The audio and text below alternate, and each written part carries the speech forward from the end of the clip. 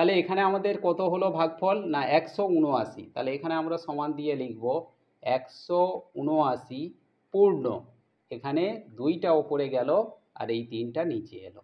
তাহলে 179 পূর্ণ 2-এর 3, এখানে কি লিখব না ঘন সেমি। আয়তন সবসময় ঘন একক। Guide and support math education ক্লাসে সবাইকে স্বাগত।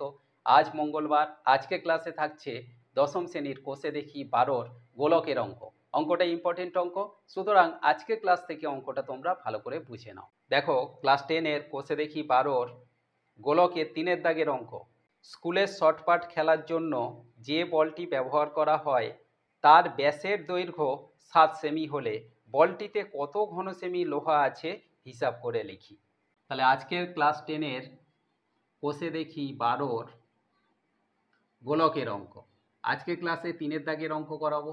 এই 3-এর দাগের অঙ্কে বলা আছে যে একটা শর্টপাট বলের কথা। এই শর্টপাট বলের ব্যাস দেওয়া আছে কত না 7 সেমি।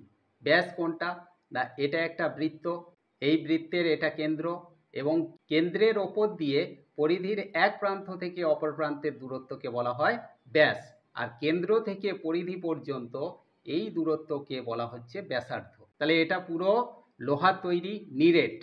এখানে কত ঘন সেমি লোহা আছে এটা আমাদের বের করতে হবে। তাহলে আমরা প্রথমে লিখব যে শর্টপাট বলের ব্যাস কত না 7 সেমি। তাহলে ব্যাসার্ধ কত, ব্যাসার্ধ সমান 7কে আমরা 2 দিয়ে ভাগ করব, অর্থাৎ ব্যাসকে 2 দিয়ে ভাগ করলে ব্যাসার্ধ হবে। ব্যাসার্ধ সবসময় ব্যাসের অর্ধেক হয়। তাহলে এখানে আমরা পাবো 7/2 সেমি। এবারে আমাদের বের করতে হবে যে লোহা আছে, লোহা আছে মানে ওই বলের আয়তন আমাদের বের করতে হবে। তাহলে বৃত্তের আয়তনের সূত্র কি না 4/3 পাই আর কিউ সমান 4/3, এটা আমরা রেখে দেব, ইন্টু এখানে পাই, পায়ের মান সবসময় 22/7 হবে। তাহলে পাই যেখানে থাকবে আমরা সেখানে 22/7 বসাবো। আর আর কিউ বলতে আর এর মান কত না 7/2, এই আরটাকে বলা হচ্ছে ব্যাসার্ধ। তাহলে এখানে আমরা 7/2 এর কিউব দেব সমান 4/3 গুণ 22/7 গুণ এখানে 7/2 এর হোল কিউব, মানে 7/2 আমরা 3টে লিখব, 1টা 2টো 3টে। ব্যাস, এবার আমরা কাটাকাটি করব। দেখো এই নিচের 7 আর এই ওপরের 7 আমরা কেটে দিলাম। এবার 4-এর সঙ্গে এই 2 কাটলে 2 দুগুণে 4, এখানে 2 থাকবে। এই 2টা আবার এর সঙ্গে কেটে দিলে তাহলে এখানে 2 থাকবে। 2 এই 22-এর সঙ্গে কাটলে এখানে পাবো 11। তাহলে ওপরে থাকলো আমাদের 11, 7, 7 আর নিচে রইল 3।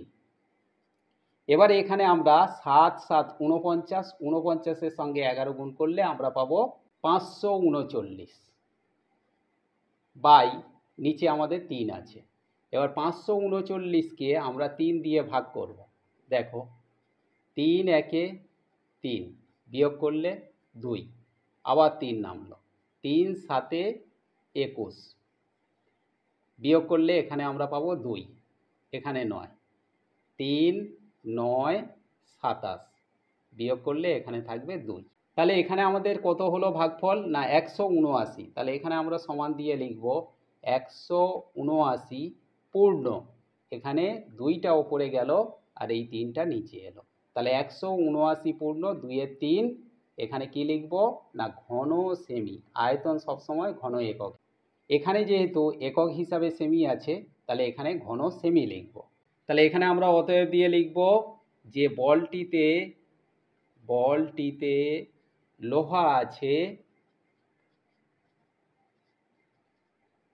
কত না 179 পূর্ণ 2/3 ঘন সেমি।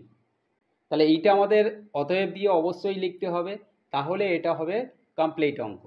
আশা করি আজকের ক্লাস থেকে গোলকের এই অঙ্কটা তোমরা ক্লিয়ারলি বুঝতে পেরেছো। অঙ্কটাকে প্র্যাকটিস করতে থাকো। দেখা হচ্ছে পরবর্তী ক্লাসে।